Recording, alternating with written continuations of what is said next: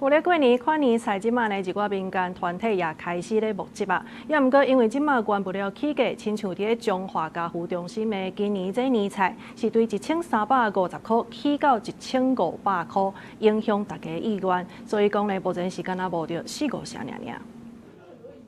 水库笋丝、鱼翅冬啊，拢是过年会出现的澎湃菜色。但是因为今年市场的猪肉、菜色拢有起价，而且愈晚年愈贵，对袂少中价收入户或者是大家口来讲，款年菜是真大负担。自己煮的话，一餐啦，3人份的话也要破200块。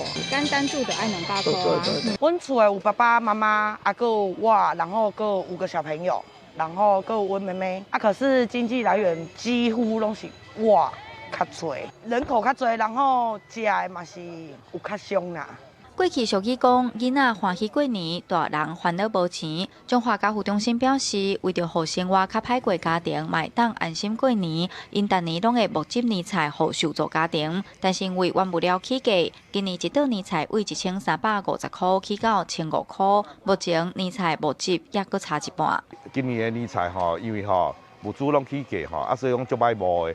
咱中华家福拢总有1700户，3000几个困苦家庭的囡仔，每一年拢爱募上少250万以上的年菜。目前阮募起来来讲，已经差不多有4-5成，搁差一半。中华家福中心表示，因互助的家庭计共有1700多户，有的是单亲家庭、身心障碍者、阿公阿嬷带孙等等。买年菜对这个家庭来讲是一笔真大开销，望大家做伙响应年菜捐款的活动，互弱势家庭的囡仔会当伫过年的时阵感受围炉的热烈气氛。记者杨淑静中华报道。